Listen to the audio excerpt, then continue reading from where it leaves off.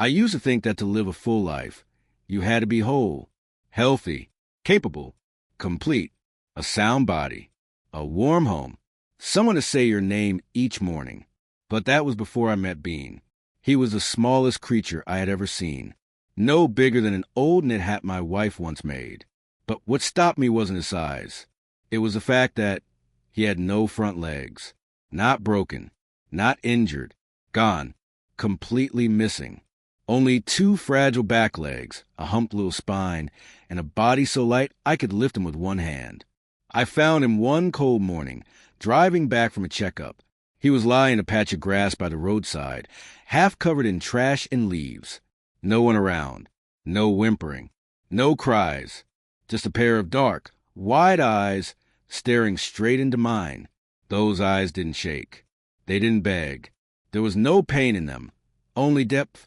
I can't explain it, but that gaze reached into a place inside me that I thought had gone dark long ago. I stepped closer. He didn't move. I bent down and gently picked him up. He weighed almost nothing, but somehow, holding him, my heart felt heavier than it had in years. It was the first time I'd ever touched a creature so broken, and yet, somehow, it was also the first time in a long time that I didn't feel broken myself. I didn't have a plan. No dog food, no bed, no experience taking care of a disabled animal, let alone one this fragile. But I knew one thing. If I walked away and left him there, I wouldn't be able to live with myself. So I took him home, back to my silent house, back to a life I thought had already passed me by. I didn't know it yet, but that tiny creature in my arms, he was about to change everything. I placed Bean in a corner of the house, right where Margaret used to sit and knit. I laid down an old cotton blanket she used to bring on our camping trips by the lake. I don't know why I chose that one. Maybe I just wanted him to lie on something that once held love. On the way home, I kept glancing at him in the rear-view mirror. He didn't fidget. He didn't make a sound. But those eyes, those wide, steady eyes, were watching everything like the world was brand new. I didn't know what I was doing. But I knew one thing. This little creature had no one. Just like me. My name is Paul. I'm 68 years old. I served 12 years in the Marine Corps. I was there, in Iraq, in Somalia, in places you don't see on maps. I came home. I survived. But I didn't return whole. The outside looked fine, sure. But inside, some things never came back with me. My wife, Margaret, she was the only one who could pull me out of the nightmares. She was gentle, patient, steady. She had this quiet light that even war couldn't put out. We were married for 42 years. Then cancer took her in just 4 months. After that, I lived alone. My son started a life in another state. My granddaughter waves at me through Zoom on Christmas Eve. And this house, once full of noise and light, turned cold and still. No one to brew my morning coffee anymore.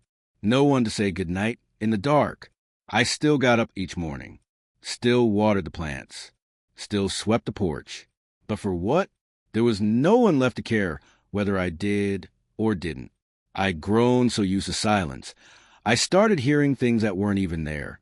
Sometimes the ticking of the old clock felt louder than my own heartbeat. To be honest, I didn't think I had much time left. Not because I was sick, but because I no longer saw the point in staying. Then, Bean came into my life. Broken, forgotten, hanging on to just the tiniest thread of hope. And somehow, that tiny thread found its way to me. Someone who thought he had let go of everything. When you live in silence for too long, you stop expecting anything special. Everything just repeats itself.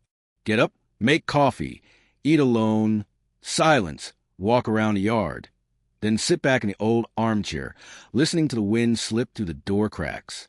That day was no different. A gray morning, no sun, no rain. I drove into town to pick up a few things. Canned food, a bottle of joint pills, a few AA batteries for the TV remote. On the way back, near the turn of the highway, I happened to see something tiny moving near the roadside. At first, I thought it was a squirrel hit by a car. But when I slowed down and came to a full stop, got out, I realized it was a puppy, very small, and in very bad shape. It was lying in a pile of grass and dead leaves. No box, no blanket underneath, no one around, no voice calling. Just it and its two shriveled back legs. I crouched down, and in that moment, I saw it clearly. It had no front legs. Not broken, not amputated, just completely absent. Its chest was nearly flat against the ground. It was trying to scoot forward, using only its back and hips. I stood still. Someone who had seen comrades fall in the desert, who had buried his wife with his own hands, had never seen an image that gripped my heart the way this did. Then it lifted its head and looked at me. No whimpering, no trembling, just a look. Simple, direct, like it was saying, I don't need your pity. I just need you to see me. I picked it up. My hand shook slightly. It didn't weigh more than 2 pounds. Its whole body was ice cold, but its eyes stayed wide open. I wasn't thinking. I opened the car door, laid out my sweater on the back seat, and placed it down. Then I sat in the driver's seat, hands still on the steering wheel, not sure what I was doing. I didn't know if I could take care of it. Didn't know if it would survive. Didn't know if I had the strength to watch another living thing fade away. But I knew one thing. I couldn't leave it there, because I knew exactly what it felt like to be left behind and never looked for. I placed Bean in a corner of the house, where Margaret used to sit and knit. I laid him on an old cotton blanket my wife used to bring on our camping trips. I don't know why I didn't use a new one. Maybe I just wanted him to lie on something that once carried love. At first, Bean didn't eat. I tried 4 different kinds of food. He just sniffed them and turned away. I worried, but I didn't rush. I knew hunger doesn't always live in the stomach. Sometimes it lives in trust. I sat beside him. Every night, I stayed there for nearly an hour. Didn't do anything, just sat in silence, like 2 shadows in an old house. One night, I fell asleep beside him. When I woke up, his head was resting on the back of my hand, breathing steady. I started telling him stories. About Margaret, about the first truck I drove at 20, about the June rain in Fallujah, where no one thought rain would ever come. I didn't know how much he understood, but he always listened, never blinked, never turned away, just lay there, those little ears twitching in time with the rhythm of my voice.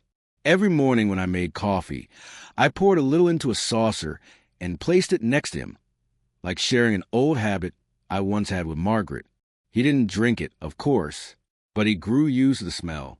I think he also grew used to me. I named him Bean because he was as small as a bean, but I also hoped he'd sprout, even in a dry patch of land like the life I had then. The first week crawled by so slowly it felt like each day was twice as long. But by the second week, I saw Bean starting to drag himself a few inches. He pushed his chest up, shifting his weight to his back legs, bit by bit. I bought a soft floor mat so he wouldn't scrape his skin. I also started going online, for the first time in months, to learn about wheelchairs for disabled dogs. I didn't think I'd be learning how to search for things online at my age. But for Bean, I did. One rainy day, I left the window open. I heard the soft tapping of rain on the roof, and turned to look at Bean. He was looking out the window, too, his eyes glistening, like he was remembering something, even though he was only a few months old. I don't know what Bean remembered, but I knew he was helping me remember myself. I didn't think I'd be learning about canine mechanics at 68, but Bean had me doing things I never imagined. I searched through forums, asked veterinarians, sent emails all the way to Europe just to find a suitable wheelchair. The problem was Bean had no front legs, so regular dog wheelchairs wouldn't work. I needed a type that supported the chest, with wheels mounted in the front, so his body wouldn't tilt forward but stay balanced. Eventually, I found one through a nonprofit that helps disabled dogs. They called it a front-wheel wheelchair. I called it a chance for Bean to stand for the first time. When the box arrived, I opened it like it was a birthday present.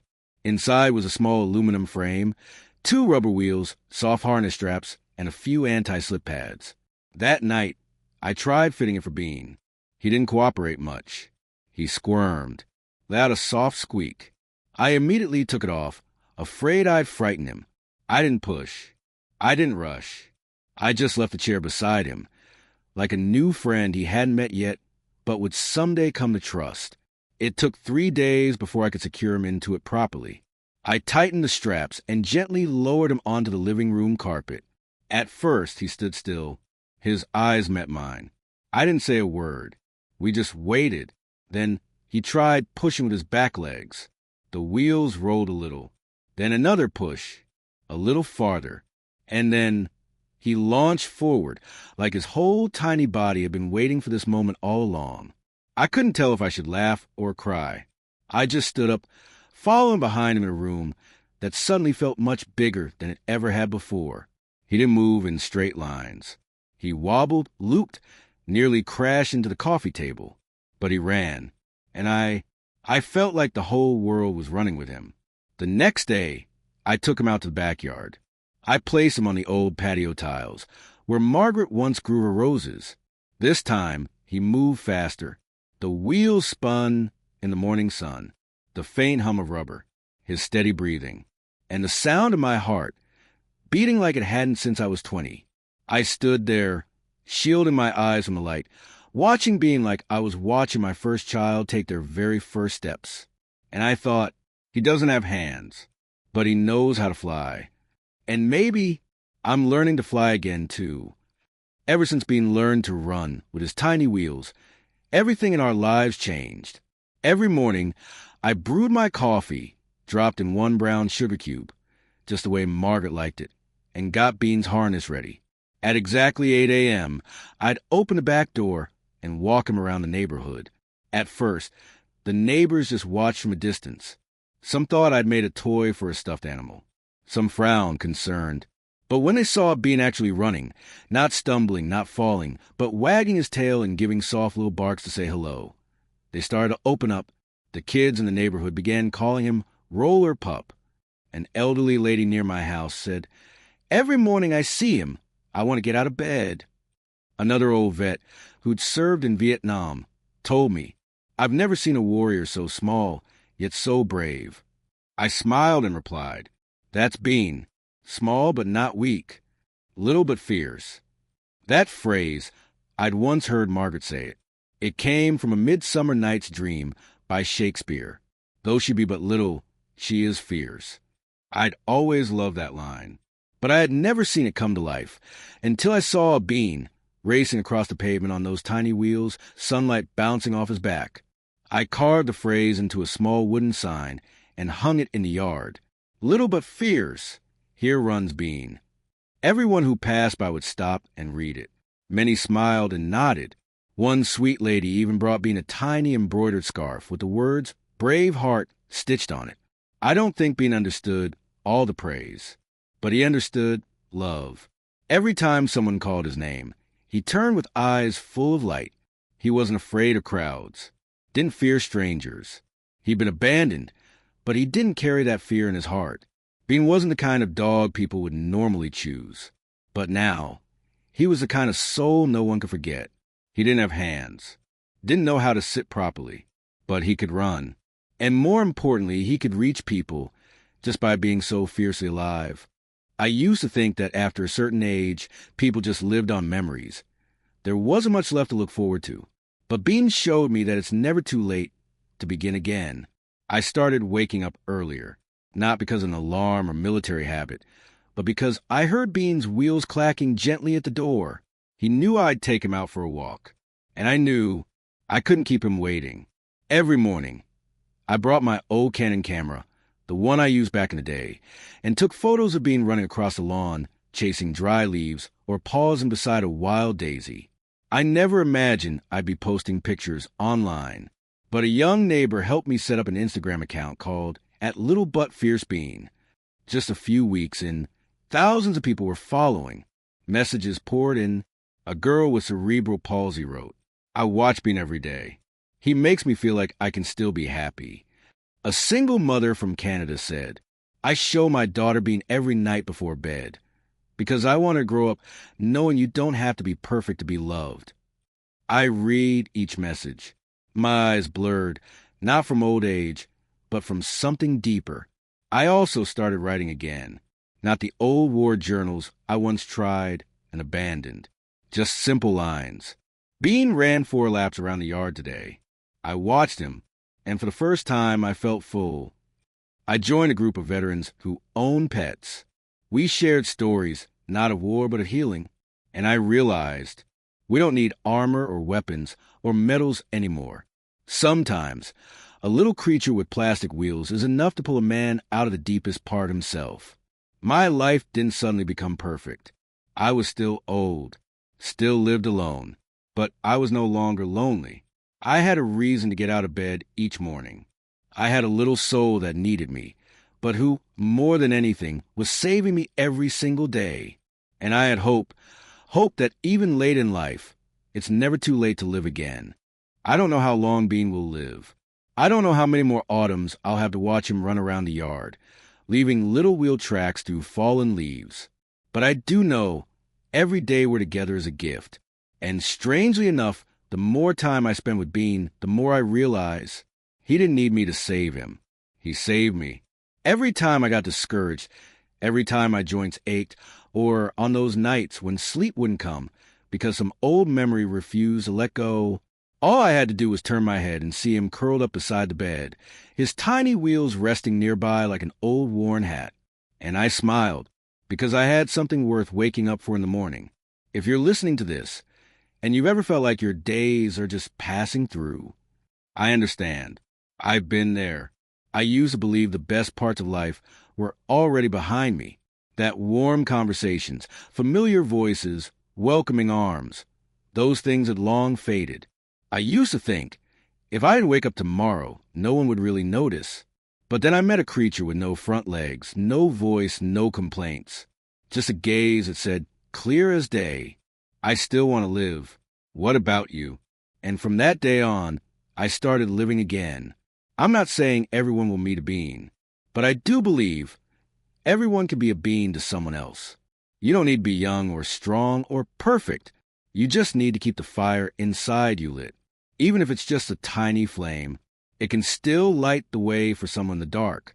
Don't wait for someone to call your name. Be the one who calls yourself back.